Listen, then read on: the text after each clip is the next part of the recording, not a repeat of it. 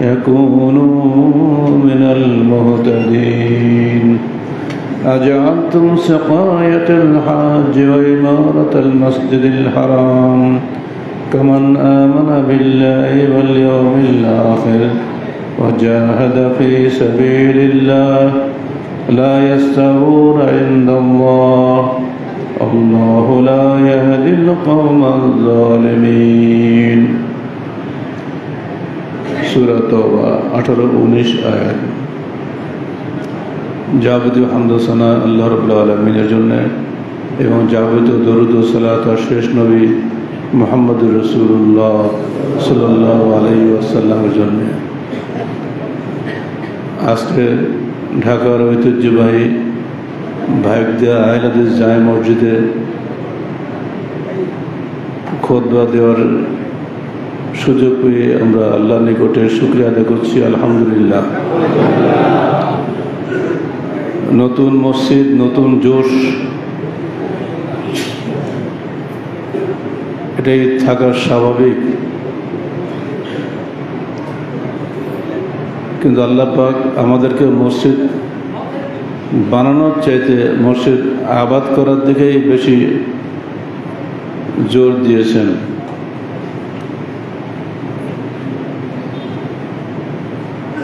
যাবতীয় দরুদ ও সালাত শেষ নবী মুহাম্মদ রাসূলুল্লাহ সাল্লাল্লাহু আলাইহি সাল্লামের জন্যে, যিনি আমাদেরকে মসজিদ সম্পর্কে পরিষ্কার ধারণা দিয়ে গেছেন যে মসজিদ কেমন হবে। একবার মনের চোখ দিয়ে তাকান মদিনা মসজিদের দিকে, আজকের মদিনা নয়। যে মসজিদে আল্লাহ রাসূল খুতবা দিতেন সেখানে কিন্তু ইট বা টিনের ছাপড়া ছিল না,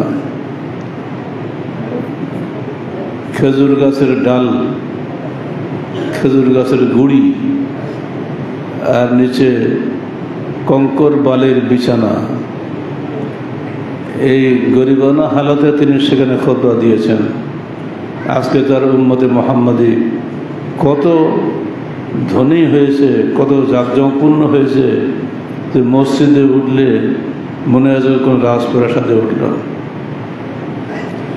মসজিদ কিন্তু আমার সঙ্গে কবরে যাবে না, কবরের ছেড়ে আমি থাকবো, আমার আমলটুকুই থাকবে, আমার আত্মীয় স্বজন আমাকে কবরে রেখে চলে আসবে। সেখানে যেটা কাজে লাগবে সেটা আমাদেরকে পুঁজি হিসেবে সারা জীবন সঞ্চয় করতে হবে।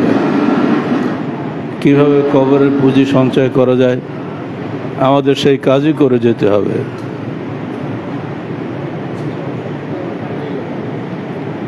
আল্লাহ বলছেন ইন্নামা ইয়ামুরু মাসাজিদ আল্লাহ,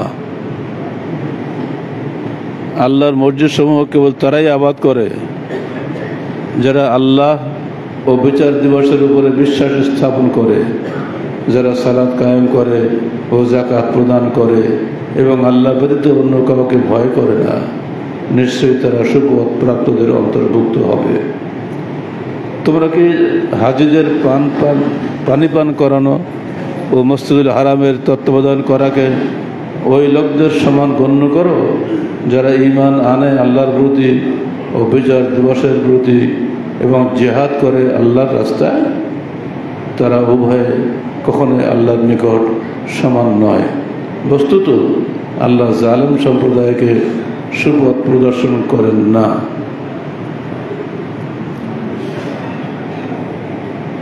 মসজিদ আবাদ করার জন্য 5টি গুণ আবশ্যক।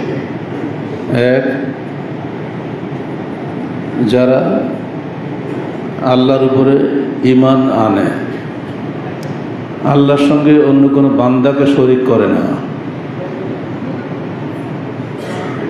2, যারা আখিরাতে বিশ্বাস করে, যারা দুনিয়াতে নগদ পাওয়ার চিন্তা করে না, যে কোনো কাজ করে আখিরাতের জন্যই করে। এমনকি সন্তানকে যে ভাত খাওয়ায় সেটাও সে চিন্তা করে এর বিনিময়ে আমি আল্লাহর কাছে নেকি পাবো। 3 নম্বর আকামাস সালাহ, যারা সালাত কায়েম করে, নিজে বেনামাজি অথচ মসজিদের মতো আল্লি, এটা হবে না। মুসল্লি হতে হবে সবার আগে। ওয়া আতা যাকাত, যে যাকাত আদায় করে। যাকাত দেন, কোন হিসাব করে দেন না, মন চাইলেও কিছু দিল, না চাইলে কিছু দিল না, এটার নাম যাকাত দেওয়া নয়। তারা হিসাব করে যাকাত দেয়। ওয়ালাম ইয়াখশা ইল্লাল্লাহ, আল্লাহর হুকুম মানার সময় সে আল্লাহ ব্যতীত কাউকে ভয় করে না। এই 5টি শর্ত থাকলে তার মাধ্যমে মসজিদ আবাদ করা সম্ভব।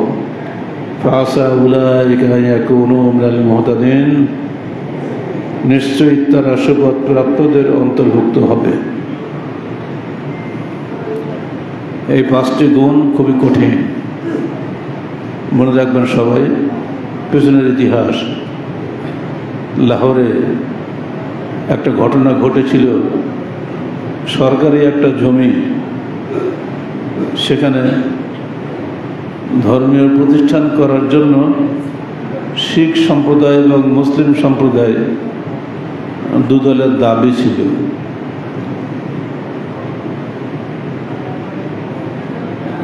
তখন ডিসি সাহেব বললেন, আগামীকাল সকালবেলা আমি যাব, গিয়ে দেখব যাদের ধর্মীয় প্রতিষ্ঠান সেখানে আগে থেকে ছিল, আমরা এটা তাদের নামে বরাদ্দ দিব। এটা জানতে পেরে মুসলমানদের মধ্যে একজন পাহলোয়ান ছিল,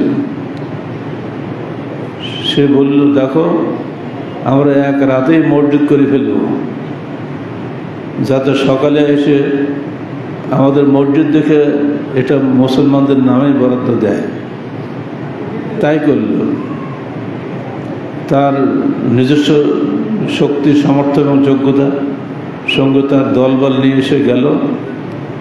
আরও অনেক মুসলমান তরুণ যুবক তার সঙ্গে মিশল, রাতারাতি মসজিদ করে ফেলে দিল। সকালবেলা ডিসি তার ফোর্স নিয়ে এসে দেখলো যেখানে মসজিদ আছে। উনি তো বরাদ্দ দিলেন, যে শিখদের বললেন তোমাদের হবে না, কারণ এখানে মুসলমানদের মসজিদ হয়ে গেছে। মসজিদটা মুসলমানদের হয়ে গেল। ওই মসজিদের নামটা সব্বারকি মসজিদ। আমি নিজে লাহোর গিয়ে ওই মসজিদ দেখে এসেছি। আল্লামা ইকবাল, পাকিস্তানের স্বপ্নদ্রষ্টা, তিনি এই উপলক্ষে যে কবিতা লিখেছেন, সেখানে বলছেন, মসজিদ তো বনা দিয়া सब भर में ईमान की हरारत वालों ने मन अपना पुराना पापी है मोमिन बन न सका। मस्जिद तो বানিয়ে দিল ইমানের তেজে এক রাতেই, কিন্তু মন আজ পর্যন্ত পুরনো পাপী থেকে গেল, মোমিন হতে পারল না। আল্লামা ইকবালের কবিতা আজকে আমাদের জন্য প্রযোজ্য। ভাগ্যবাসীর বহু টাকা আছে, মসজিদ হয়ে গেল, মুসল্লি দিনদার হতে হবে, এই 5টা গুণ সম্পন্ন হতে হবে। সঙ্গে সঙ্গে মসজিদ শুধু পুরুষের জন্য নয়, আল্লাহ রসুলের মসজিদে মহিলারাও সালাত আদায় করত। আপনারা দেখলাম এখনো জায়গায় কিছুটা আছে, খালি পড়ে আছে। মহিলাদের হক নষ্ট করবেন না, তাদেরকেও মসজিদে আসার সুযোগ দিবেন। কারণ আমাদের পাশাপাশি মাযহাবী সংকীর্ণতাবাদ যারা ফলো করেন, তারা বলেন যে মহিলাদের মসজিদে যাওয়া নিষেধ। এটা সম্পূর্ণ ভুল ফতোয়া। এই ভুল ফতোয়া দিয়ে বাংলাদেশের অর্ধেক জনসংখ্যা মুসলিম মহিলাদেরকে মসজিদে আসতে বাধাগ্রস্ত করা হচ্ছে। তাদেরকে ঈদের সালাতেও যেতে দেওয়া হয় না, অথচ এগুলো হাদিসের বিরোধী। আপনারা যেন এটা করবেন না, এটা আমার অনুরোধ রইল ভাগ্যবাসীর কাছে। মা বোনদেরকেও সুযোগ রাখবেন, তারা আপনাদেরই মা, আপনাদেরই বোন, আপনাদেরই মেয়ে, তারা আপনাদেরই স্ত্রী। আপনি জান্নাতে যাবেন আর ওরা ঘরে বসে থাকবে নাকি? এটা হয় না, সুযোগ রেখে দেবেন।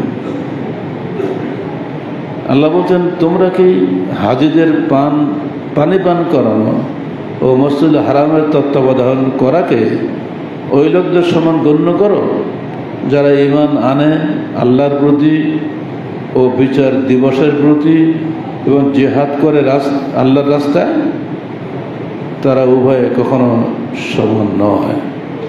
বস্তুত আল্লাহ জালেম সম্প্রদায়কে সুপথ প্রদর্শন করেন না। জিহাদ কেন বলা হলো? সংস্কার ধর্মী যারা সমাজ সংস্কার করে তারাই জিহাদ করে।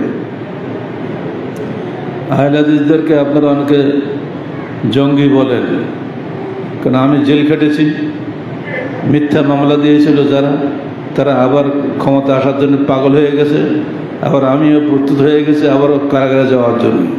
তারা আবার আসতেছে সামনে, আসুক না। বিজাতীয় মতবাদের কাছে যারা আত্মসমর্পণ করেছে, আহলে হাদিস আন্দোলন বাংলাদেশ কোশ্চেন কেন তাদের কাছে মাথা নত করবে না। প্রচলিত গণতন্ত্র, ধর্মনিরপেক্ষতাবাদ, সমাজতন্ত্র, জাতীয়তাবাদ, এর সব কথা এক কথায় বিজাতীয় মতবাদ। বিজাতীয় মতবাদ কোশ্চেন কালাম ইসলাম কবুল করতে পারে না, আর এর বিরুদ্ধেই আমাদের সংগ্রাম। আহলে হাদিস আন্দোলন সিরফ কোরআন হাদিসের ভিত্তিতেই তার জীবন পরিচালনা করে, সিরফ কোরআন হাদিসের আলোকে জীবন গড়ার আহ্বান জানায়। পবিত্র কোরআন ও সহিহ হাদিসের আলোকে জীবন গড়ার শপথ নিয়ে যারা কাজ করছে ময়দানে, তাদের সামনে জেল জুলুমের কোনো ভয় দেখে লাভ হবে না। আহলে হাদিস আন্দোলন বাংলাদেশ এদেশের ব্যাপকভাবে পরিবর্তন চায়। যা চলছে তাই চলবে চিরকাল ধরে, পাশ্চাত্যের গোলামি করতে হবে, এটা কোশ্চিনকালে সম্ভব নয়।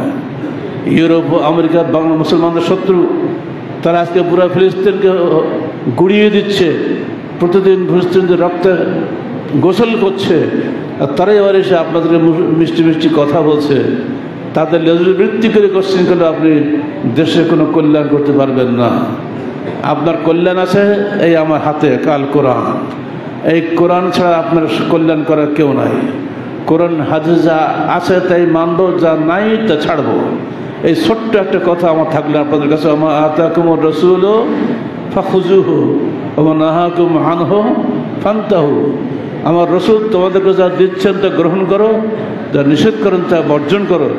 এই একটি কথার উপরে আমরা যদি ঐক্যবদ্ধ হতে পারি, মুসলমানরা ইহকালে পরকালে সুখী হবে। আহলে হাদিস আন্দোলন বাংলাদেশ এটা আন্দোলনের নাম, এটা কথা কথিত একটা দলের নাম নয়। এখানে প্রতি মুহূর্তে সংস্কার চিন্তা আপনার থাকতে হবে, প্রতি পদে পদে সংস্কার।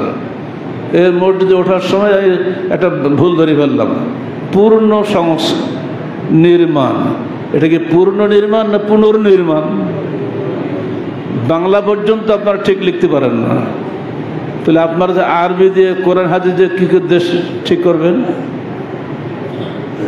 আজকালকে লেখাপড়া এমন হয়েছে যে এমএ পাশে একটা ছেলে পুনর্নির্মাণের পাঠটা বানান লিখতে পারে না। প্রতি পদে পদে সংস্কার থাকতে হবে। এই যে মেম্বারটা করেছেন, আমি কোরআন রাখার জায়গা পাচ্ছি না।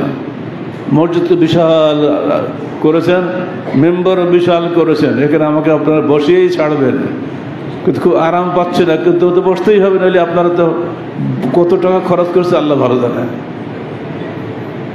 এই রাজকীয় মেম্বার দেখে আমাদের রাজত্ব আসবে না, আপনার ইমানের রাজত্ব আসতে হবে আগে। ইমানের যদি জোর থাকে, আল্লাহ পাক আপনাকে ইহকালে পরকালে সম্মানিত করবে। মনে রাখেন হানজালার কথা, ওদের যুদ্ধ চলছে, হানজালার বিয়ে হয়েছে, বাসর ঘরতে শুনতে পেল আল্লাহ নবী চলে গেছেন জিহাদের ময়দানে। স্ত্রীকে বলল, আমাদের বাসর ঘর শেষ, আমি আর এক মুহূর্ত তোমার কাছে থাকতে রাজি নই। আমার রসুল আজকে যুদ্ধের ময়দানে, আমি আজকে বাসর ঘরে।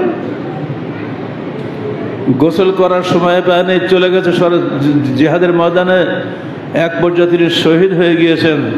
আল্লাহ নবী খুঁজছেন হানজালা কোথায়, দেখা গেল হানজালার গোসল হচ্ছে। কে গোসল দিচ্ছে? উঁচু করে মানুষ নেই। আল্লাহ নবী বললেন, ফেরেশতারা ওকে গোসল দিচ্ছে। ওর স্ত্রীকে শোনো, ওকে আজকে রাত্রে ও তার স্ত্রীর সঙ্গে মিলন করেছিল, রিপোর্ট আসলে হ্যাঁ আজকে রাতে মিলন করেছিল, কিন্তু আজকে তার বাসর রাত ছিল, সে গোসল করার সময় পারে। আল্লাহ নবীর দিনের মহব্বতে চলে গেছে জিহাদের ময়দানে। আল্লাহ পাক বলছেন, হে ফেরেশতারা যাও, আমার হামজালাকে তোমরাই গোসল দাও, যে ফরজতার বাকি আছে আমার মানুষ লাগে নাই, ফেরেশতাকে এটা গোসল দিয়েছে। ইনশাআল্লাহ ভাগ্যবাসীর মধ্যে ওই ঈমান আসুক, ওই ঈমানদার মুসলমানের জন্য ফেরেশতারা এসে আপনাকে গোসল দিবে। আল্লাহ পাক আমাদেরকে তার দিনের স্বার্থে, তার দিনের কাজ করার জন্য তৌফিক দান করুন। দুনিয়া বা দুদিনের জন্য এখনই চোখ বুঝবে চলে যাব। মোশাররফ ভাই চলে গেল, আজকে থাকলে অবশ্যই তিনি আমার সঙ্গে থাকতেন। এয়ারপোর্টে এসে প্রথম মোশাররফ ভাইকে স্মরণ করলাম। তিনি পুলিশের ভিড় ঠেলে আগে এগিয়ে যেতেন আমাকে রিসিভ করার জন্য। আজ তো সেই স্থানে গেল, ইয়াসিন গেল। বললাম, ইয়াসিন আজকে যে সুন্নত তুই পালন করলে, এটা তো মোশাররফ ভাই সুন্নত। এই যে মহব্বতের মানুষ এক একে সব বিদায় নিচ্ছে। আমি জীবন লম্বা হয়েছে বলে এখনো বেঁচে আছি, কিন্তু আমার মহব্বতের বহু মানুষ দুনিয়াতে হারিয়ে গেছে। এখন মাদারটাকে ভাইরা এসছেন, আমি যে দেখে যে কত খুশি। আলমগীর ভাই, জালাল ভাই, ফরিদ ভাই, এসবগুলো আমার খুব মহব্বতের মানুষ। কিন্তু এই মসজিদের কল্যাণে আজকে আমরা কেন আজকে একত্রিত হতে পেরেছি। আমাদের আর যাওয়ার বয়স নাই। আমি আসতে পারবো কিনা এটি সন্দেহ ছিল, রাজশাহী থেকে ফ্লাইটে উঠতে পারবো কিনা। আল্লাহ পাক সব তৌফিক দিয়েছেন, আমরা এসেছি, দেখেছি, অন্তর জুড়ে গেছে, চক্ষু শীতল হয়ে গেছে। এই মসজিদ যত বড় সুন্দর, এখানকার মানুষগুলো যেন ঠিক হচ্ছে আরো বেশি সুন্দর হয়। এটাকে আপনারা চান না? এখানে একটা মাদ্রাসা অবশ্যই করতে হবে। পারবেন? ভালো শিক্ষক নিয়ে আসবেন, যে পুরো দিন শিক্ষা যেন এখানে হয়। যত মসজিদ হয়েছে সেখানে তালিম হয়েছে। আল্লাহ রসুলের যে মসজিদ ছিল, মসজিদে নববী, সেখানে তালিম হইতো না। ইসলামাবাদ আনিসকে বলবো, বাবা তোমার জীবনটা গেছে এর পেছনেই, তুমি চেষ্টা করো, বসে থাকো না। যতক্ষণ তোর নিঃশ্বাস আসে ততক্ষণ দিনের কাজ করে যাও, ততক্ষণ তালিম দিয়ে যাও, মানুষ তৈরি করো, মানুষ তৈরি করো। মানুষ ছাড়া কোশ্চেন গেলে সমাজ গড়বে না। আর সংস্কার মনে মানুষ দরকার, যা আছে তাই চলবে, এটা দিয়ে কিচ্ছু হবে না। সমাজে বহু কুসংস্কার আছে, এই কুসংস্কার দূর করে আমাদের দায়িত্ব। এগুলো করতে গেলে আপনার গাল খেতে হবে, মানুষ আপনাকে গাল দিবেই। মানুষের কাজই হলো নতুন কিছু দেখলে ঝাঁপ দিয়ে পড়ে, এই তুমি কী করলে, এটা কী করলে, এটা ছিল, এটা চলবে না। এক সময় ছিল আহলে হাদিসদের মসজিদে দলবদ্ধ মোনাজাত হইতো না আগে। মোনাজাতের সুর, সালাত পড়তে 2 মিনিট লাগে, মোনাজাত করতে আর 5 মিনিট লাগে। যখন আমরা এটার বিরুদ্ধে কথা বললাম যুব সংঘের পক্ষ থেকে, সে কবে 78 সালের 79 সালের কথা বলছি, তখন আমাদেরকে পরিষ্কার কাফের ফতোয়া দেওয়া হয়েছে। দিয়েছে কারা? এই সকল আহলে হাদিসরা দিয়েছে। আর কত যে ভাষা প্রয়োগ করা হয়েছে তার ঠিক নাই। এই কোরবানি আসছে কদিন পরে, আপনার সব বড় লোক মানুষ বিশাল বিশাল গরু দিবেন। যখন ভাগা কোরবানির বিরুদ্ধে কথা বললাম, তো মনে হয় আমাকেই ভাগা কোরবানি দিয়ে দেয়। এত খেপলো মানুষ, বাপরা বলে কি, সারা জীবন গরু ভাগা দিলাম, আর এ কোত্থেকে জুটলো? সমস্ত আহলে হাদিস আলেম একদিকে, আমি একদিকে। এখন ভাগা প্রায় শেষ। বাবা যদি গোশত খাওয়ার এত শখ থাকে, ঈদের আগে 10-20 কেজি গরু গোশত কিনে বাড়ি রাখো, ঈদের দিন একটা খাসি দাও, একটা গরু দাও, দিয়ে তাই দিয়ে কোরবানি করবে। আর গোশত যদি আরো বেশি খাওয়ার দরকার থাকে, ওই 10 কেজি ঈদের পরে খাও। কিন্তু গোশত খাওয়ার জন্য তুমি খালি গরু ভাগা করবা, তোর ভাগাই হবে, কোরবানি হবে না। সাবধান, কোরবানি একটা পশু। পরিষ্কারভাবে হাদিস, আলা বিদায় হজের ভাষণ, এই ভাষণ দেওয়ার পরে আল্লাহ নবী আর মাত্র 80 দিন দুনিয়াতে বেঁচে ছিলেন। আলা লিকুল্লি আহলি বাইতিন ফি কুল্লি আমিন উযহিয়া। আলা, সাবধান, মনে রেখো, লিকুল্লি আহলি বাইতিন, প্রত্যেক পরিবারের জন্য, ফি কুল্লি আমিন, প্রতি বছরে, উযহিয়া, একটা করিয়া কোরবানি। কত চমৎকার আরবি! এ বুঝে না কে? প্রত্যেকেই আরবি বুঝে, অথচ ব্যাখ্যা দেওয়ার সময় ঘুরিয়ে ফিরে না, একটু ভাগা দিলে সমস্যাটা কি? আরে সমস্যা কি, তো তোর বলবে এটা কেন? আল্লাহ নবীর সুন্নতের বিরুদ্ধে কাজ করলে আর তুমি বলছো সমস্যা কি? সমস্যা কি? মরার পরে টের পাবে, খেলাটা টের পাবে। কোরবানি করলে সুন্নত মোতাবেক করো, না করলে বাদ দাও।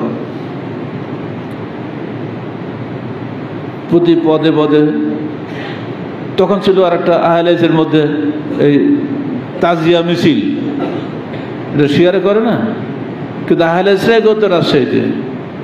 হাদির মোড়ে, সাধুর মোড়ে তাজিয়ার আড্ডা, বড় বড় বাঁশের চটা কাটি কাটি তরবারি বানাতো, দুই চটায় লড়াই হতো, হাসান হাই হোসেন করে কান্নাকাটি করতে, মাতম করত। লিখলাম মহরম পর্ব ও ইসলাম, হাজার হাজার লিফলেট রাজশাহী ছড়িয়ে দিলাম। এখন তার নামও কেউ মুখে নেয় না। এমনকি ওই সময় রাজশাহী মার্কেটে বরকতের পিঠা, হোসেনের পিঠা বিক্রি হতো। হোসেনের নামে পিঠা দিল, পাউরুটি 3 গুণ 4 গুণ নামে বিক্রি হবে। এইটা বড় বড় পিঠা, এখন এগুলো আছে, সব চলে গেছে। এগুলোর জন্য আমাদেরকে শুরুতে একেবারে একাই, তারপরে আস্তে আস্তে যুবসংঘ ছেলেরা আমার সঙ্গে যোগ দিয়েছে, সব সংস্কার হয়ে গেছে। এখানে যে কি কি কুসংস্কার আছে আমার তো জানা নেই, যদি থাকে অবশ্যই আপনাদেরকে দূর করতে হবে। পারবেন তো? ভয় পাবেন না। আমি শুনে দুঃখিত হলাম যে এখানে আত্মাহারিকের কোনো কপি আসে নাই।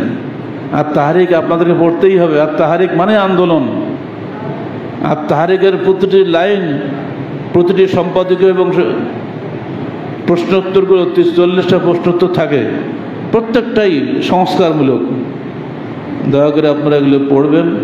তাহারিকের গ্রাহক সংগ্রহ করুন, বাড়িয়ে দিন। শিক্ষিত ভাইরা যারা বাংলা পড়তে পারেন সবাই আপনারা ঘরে ঘরে তাহারিক রাখবেন। বিশেষ করে মা বোনরাও সুযোগ পেলে পড়বেন। অনেক কিছু বিষয় রয়েছে। এখন নারীর সংস্কার কমিশনের উপরে সরকার যে একটা কমিশন বানিয়েছে না, সেখানে 15 সদস্য বিশিষ্ট নারীদের দিয়ে একটা কমিটি করা হয়েছে। আমরা তীব্র ভাষায় এর প্রতিবাদ করেছি যে এই কমিশন বাতিল করেন। আমরা সরকারে নেই, তার অর্থ কি আমাকে সরকারে গিয়ে তারা প্রতিবাদ করতে হবে? কিছু ধারণা আপনাদের আছে যে আপনি যতই যাই বলেন, আপনি তো ইলেকশন করেন না, অর্থাৎ আপনার দ্বারা এ দেশ চলবে না। আমার তো দেশ চালানোর দায়িত্ব না, আমার দায়িত্ব হক কথা বলা, আমার দায়িত্ব সংস্কার করা। আমরা বলেছি, আমি দেখতে পাচ্ছি ইনশাল্লাহ এই সংস্কার কমিশন বাতিল হয়ে গেল বলি, এ থাকবে না। যে তীব্র ভাষায় আমরা খতবা দিয়েছি 2 জুমা আগে, এবং এবার যে তাহারিকে এবার এই যে সংখ্যা যেটা এসেছে, ধরে ইনকিলাবে আমার লেখাও বেরিয়ে গেছে, চারিদিকে হইচই পড়ে গেছে। এ কি? সেখানে বলা হয়েছে যে কোরআনের যে ধন বন্টন নীতি, উত্তরাধিকার বন্টনের নীতি, সূরা নিসা 11-12 আয়াতে আছে না, লিজ্জাকারে মিসলে হাজ্জিল উনসায়াইন, ছেলে মেয়ের দ্বিগুণ পাবে, আছে না ভাগ? বাতিল, চলবে না। ছেলে মেয়ে সমান সমান। অথচ কেউ না জানে যে বাপ মরার পরে ছেলেই তার বাড়ি সামলায়। এমনকি যদি বোন বিধবা হয়, এর বিধবা বোন ছেলে মেয়ে মানুষ করে, ওই ভাই তাকে সামলায়। আর এই জন্য বাপের সম্মান, বাপের জমি জমা রক্ষার স্বার্থেই ছেলেকে আল্লাহ দ্বিগুণ দিয়েছেন। আর মেয়ে তো শ্বশুরবাড়ির অংশ পাবে, বাবা তো, ছেলে তো শ্বশুরবাড়ির অংশ পায় না। হিসাব করে দেখবেন কোনো রকম অবিচার সেখানে, বরং মেয়েরা আর বেশি পায়, দাদিও পায়, নানিও পায়। ছেলে তো খালি ছেলে একাই পায়। হিসাব করলে কোনো সমস্যা নাই। কিন্তু এটা বাতিল করার দাবি জানিয়ে তারা সরকারের কাছে দাবি দিয়েছে। আপনার কি এই দাবি মানতে রাজি আছেন? কোরআন পরিবর্তন করবো নাকি আমরা? হতেই পারে না, কোশ্চেন গেল। ঠিক অমনি করে তারা বলেছে পতিতাবৃত্তি বৈধ করতে হবে। বলেন নাউজুবিল্লাহ।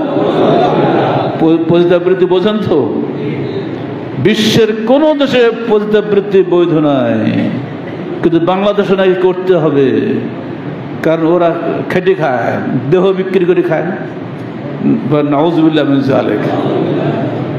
এইগুলো যদি দাবি হয়, বাংলাদেশের মতন মুসলিম প্রধান দেশে যে 15 জন নারী এটা দাবিটা করেছে, ওরা যে কোন জাতের নারী আল্লাহ ভালো জানে।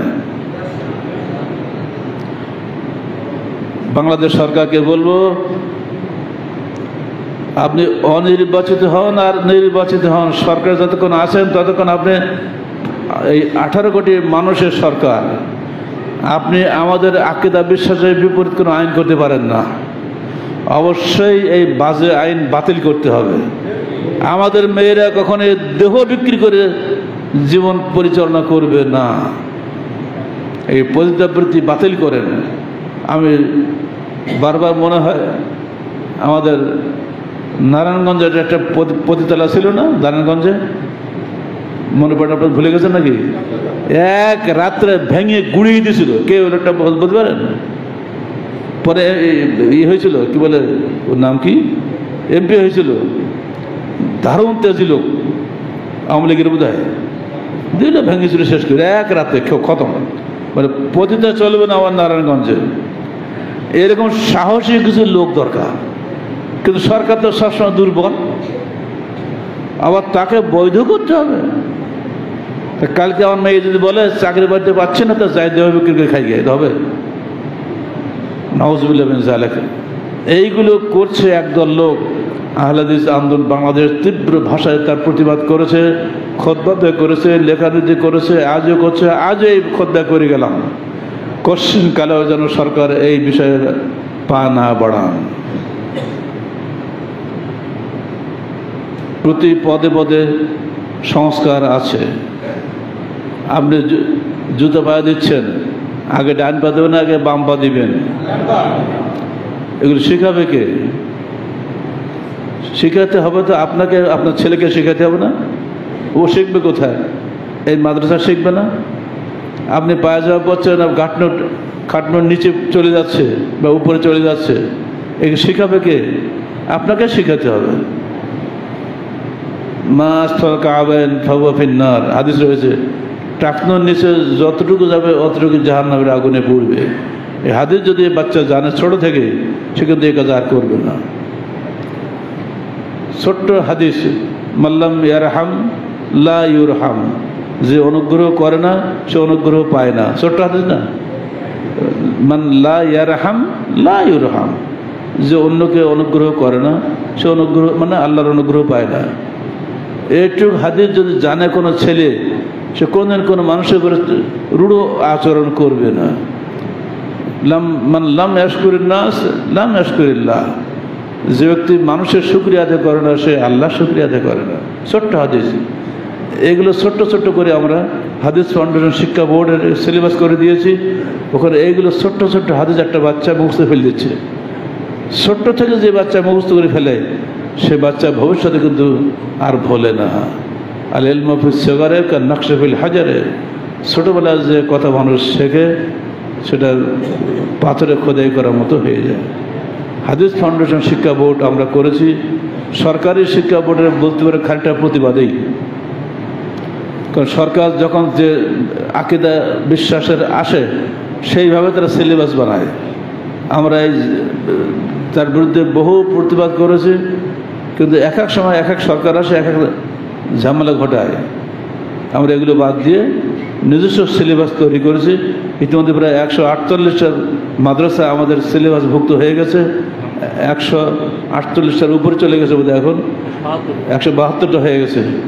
এই সমস্ত সিলেবাসের মাধ্যমে আমরা আমাদের ছেলেদেরকে ঠিক সহি হাদিসের কায়দায় আমরা বাচ্চাদের মানুষ করার চেষ্টা করে যাচ্ছি।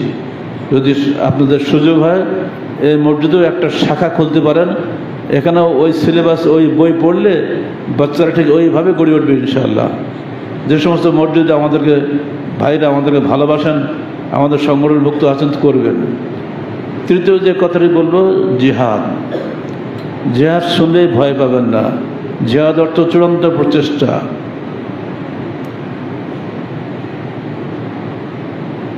যারা করে জিহাদের নামে জঙ্গিপনা করে, তারা আলাদা, তারা ভুল করেছে, তারা মানুষ হত্যা করেছে। মানুষ হত্যা করার নাম জিহাদ না, বরং মানুষকে রেখে তাকে সংস্কার করাটাই হলো আসল জিহাদ। মানুষকে রেখে তাকে মেরে ফেলতে তো মরে গেল, লাভটা কী হলো? তার যদি কোনো আকীদা ভুল থাকে, ভুলগুলো সংস্কার করার নামই তো জিহাদ। আর এই কাজটাই আমরা করি। আর সেই কাজ করতে গিয়ে আমি নিজে তাদের চক্ষুশূল হয়েছি, আর সেজন্য আমাকে 10টা মিথ্যা মামলা দিয়ে কারাগারে ঢুকাইছি। এই মামলা আপনাদের ঘাড়ে আসতে পারে, কিন্তু না, বাতিলের সঙ্গে কোনো আপোষ নাই।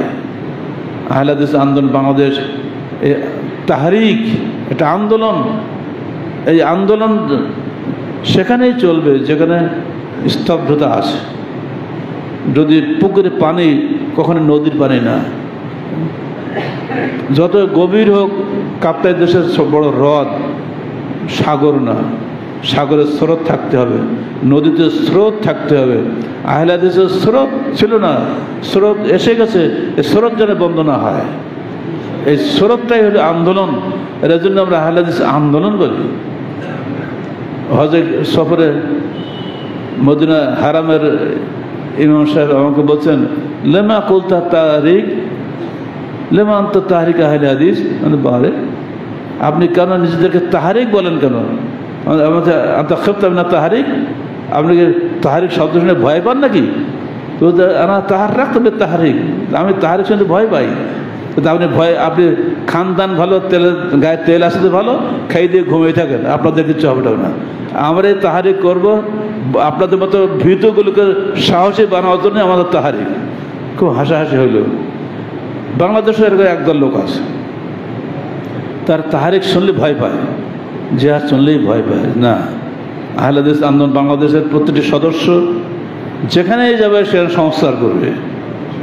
সংস্কার যদি দেখে ভুল কাজ নজরে পড়ে যায়, ধরে ফেলে, এমনকি কোন আমিরেরও ভুল ধরে,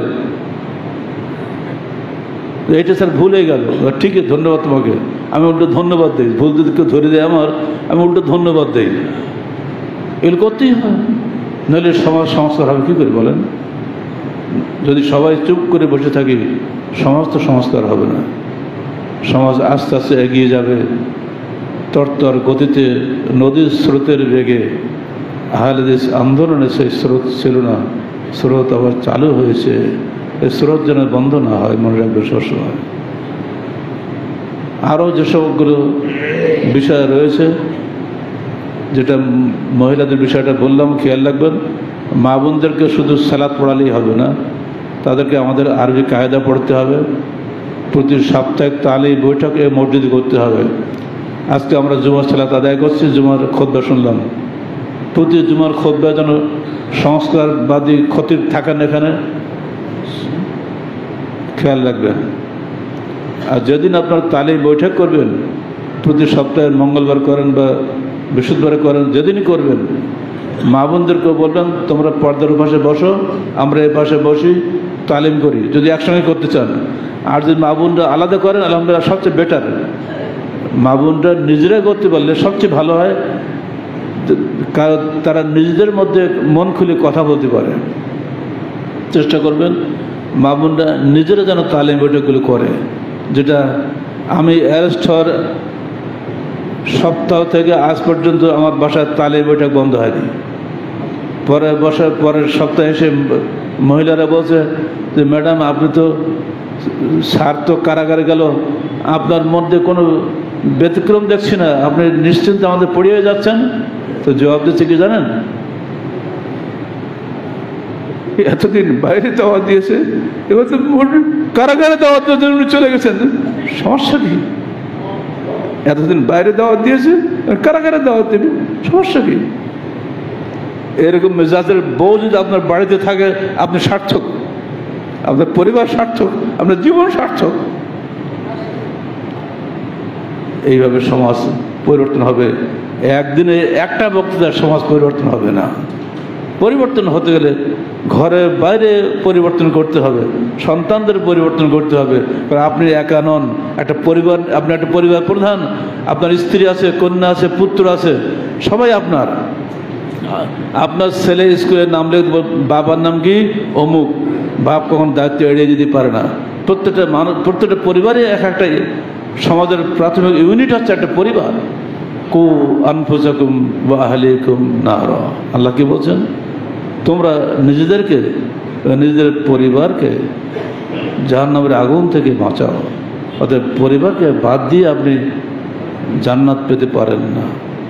আল্লাহ পাক আমাদের সবাইকে প্রকৃত অর্থে পবিত্র কোরআন ও সহিহ হাদিসের আলোকে জীবন গড়ার তৌফিক দান করুন।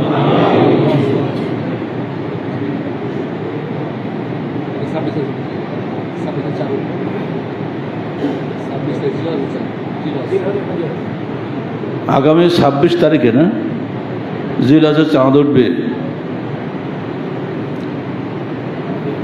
সাবধান। জিলহজ আসলেই কিন্তু আমাদের মধ্যে নানা ধরনের বিদআত চলে আসে। তবে যেগুলো সহি মসলা সেগুলো এই, আপনি ইচ্ছা করলে পুরো জিলহজ নফল সিয়াম পালন করতে পারেন। তবে 9 তারিখে আরাফাত সিয়ামটা যেন বাদ দিবেন না। 9 তারিখে 9 জিলহজ আরাফাত সিয়াম বিগত 1 বছরের এবং আগামী 1 বছর 2 বছরের গুনাহ মাফ করে। অর্থাৎ এই দিনটা যেন ভুলে যাবেন না। জিলহজ মাস আসলে আপনাদের গরু করা হিড়িক পড়ে যায়, যেটা একটু আগেই বলেছি, ভাগা কোরবানি করবেন না। জিলহজ মাসে মহিলাদেরকে ঈদগাহে নিয়ে যাবেন, বাড়ি রেখে যাবেন না। আর ঈদগাহে একটু দেরি হলে সব চলে যায়, খদ্দ হয়ে গেল, চলে গেল। এই যে বদভ্যাস আমাদের হয়ে আসছে, এটা করবেন না। হাদিসের ভাষায় আমার মাসালে কোরবানি আকিকা বইটা পড়বেন, সব পাবেন সেখানে। 6.5 হাত সূর্য উঠলে এই ঈদুল আজহা, আর একটু উপরে উঠলে ঈদুল ফিতর। ঈদুল ফিতরে একটু বেলা উঠবে, সমস্যা নেই। ঈদুল আজহা যত দ্রুত, মানে সূর্য উঠে পূর্ব দিকে যত ইশরাকের সালাত হবে, তখন আপনি ঈদগাহে চলে যাবেন। এদিক দিয়ে আলহামদুলিল্লাহ সৌদি আরব অনেক এগিয়ে আছে। আমি একবার ওখানে ঈদ পড়ে দেখেছি, ওরা ফজর পড়ে বাড়ি যায় না, ওই সূর্য ওঠা পর্যন্ত বসে থাকে। সূর্য উঠে গেল, চলে আসলে সমানে কোরবানি আরম্ভ হয়ে গেল। এটা আমাদের মধ্যে চালু করে ভালো। ঈদুল আজহা যত দ্রুত শেষ করে দেয় তত ভালো। আর এই চামড়ার ভাগ বন্টন এগুলো নিয়েও অনেক সমস্যা হয়, খেয়াল রাখবেন। চামড়াগুলো এখন কেন দাম নেই, কেন তাদের বুঝতে পারি না। ফলে অনেকে এখন চামড়া খাওয়া শুরু করছে। খাওয়া কিন্তু না যায় না, খেতে পারেন যদি আপনার রুচিতে কুলায়। গরুর পা অনেকে খান না, আমাকে দিলে আমি 2বার খাবো। গরুর পা এত ভিটামিন পায়ের মধ্যে আছে, সারা দেহে তা নেই। কিন্তু বাঙালিরা পা খায় না, এখন কিন্তু খাওয়া শুরু হয়ে গেছে। পায়ের খুর যে এত মজা লাগে, আরে এটা কি হাঁটু, এগুলো ফেলবেন না, এগুলো খাবেন। গরুর মাথা দক্ষিণ দিকে রেখে কেবলামুখী হয়ে আপনি কোরবানি করবেন। ধারালো ছুরি দিয়ে খুব দ্রুত, দেরি করবেন না, যাতে কষ্ট কম হয়। এই মাথা দক্ষিণমুখী করা আর উত্তরমুখী করা নিয়ে যে কত মারামারি হয়েছে আগে আমাদের, বিশেষ করে বগুড়ার সমাজে। এক জায়গাতে সমাজ ভাগে হয়ে গেল এই কড়াকড়ি নিয়ে। এসব আমার প্রথম দিকের ঘটনা বলছি। আলহামদুলিল্লাহ আহলে হাদিস আন্দোলন বাংলাদেশের ব্যাপক তৎপরতার ফলে, সাংগঠনিক তৎপরতার ফলে এগুলো আস্তে আস্তে দূর হয়ে গেছে। আপনি মনে করেন একক ব্যক্তি একটা চেষ্টা কি সব সমস্যার সমাধান হবে? এ কোশ্চেন কালো সম্ভব না। এর জন্যই সংগঠন করাটা আমরা ওয়াজিব মনে করি। মনে করার কোনো প্রশ্নই ওঠে না। হুকুম আছে আল্লাহর, কুল হাযিহি সাবিলি আদউ ইলাল্লাহি আলা বাসীরাতিন আনা ওয়া মান ইত্তাবা'আনি ওয়া সুবহানাল্লাহি ওয়া মা আনা মিনাল মুসলিমিন। আল্লাহ বলছেন, তুমি বলো হে মুহাম্মদ, হাযিহি সাবিলি, এটাই আমার রাস্তা, আমি ডাকি মানুষকে আল্লাহর পথে। আলা বাসীরাতিন, জাগ্রত জ্ঞান সহকারে, তকলিদি জ্ঞান সহকারে, যা চলছে তাই চলবে সেইভাবে নয়। আনা ওয়া মান ইত্তাবা'আনি, আমি এবং আমার যারা সাথী। সংগঠন হয়ে গেল না, একা হলো। সংগঠন করা আল্লাহর হুকুম, আর রসুল বলছেন কি আল জামাত ও রহমাতুন আল ফুরকাত আযাব। জামাতবদ্ধ জীবন হচ্ছে রহমতের জীবন, বিচ্ছিন্ন জীবন হচ্ছে আযাবের জীবন। এজন্য আমরা জামাতবদ্ধ জীবনে বিশ্বাসী। যদি ভাইদের আন্দোলন বা যুব সংঘের সংগঠন না থাকে, তাহলে এই এলাকার কি কি কুসংস্কার আছে দূর করা শুধুমাত্র ইমাম সাহেব বা মোত্তালি সাহেবের মাধ্যমে সম্ভব কিন্তু হবে না। এখানে সংগঠন করাটা অপরিহার্য বিষয়ে খেয়াল রাখবেন। আল্লাহ পাক আমাদেরকে সুসংগঠিতভাবে সমাজ সংস্কারের তৌফিক দান করুন। আমিন। আকুলু কওলি হাযা আস্তাগফিরুল্লাহ লি ওয়া লাকুম ওয়া লিসাইরিল মুসলিমিন।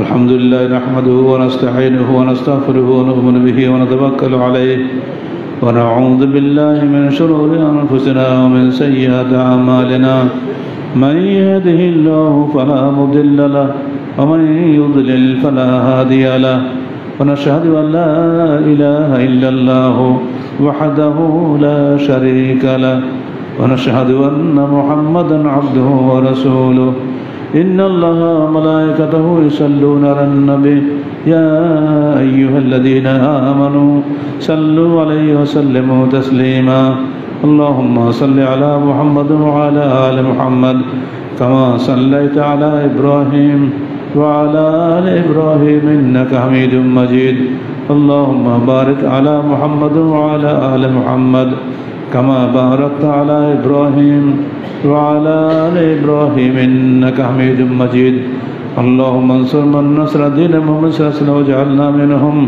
وخذل من خذل دين محمد صلى الله عليه وسلم ولا تجعلنا منهم عباد الله رحمكم الله إن الله يأمركم بالعدل والإحسان وإيتاء ذي القربى وينهى عن الفحشاء والمنكر والبغي يعظكم لعلكم تذكرون واذكروا الله يذكركم وادعوه يستجب لكم ولذكر الله تعالى وأعلى وعز وجل وأتم وأهم وأكبر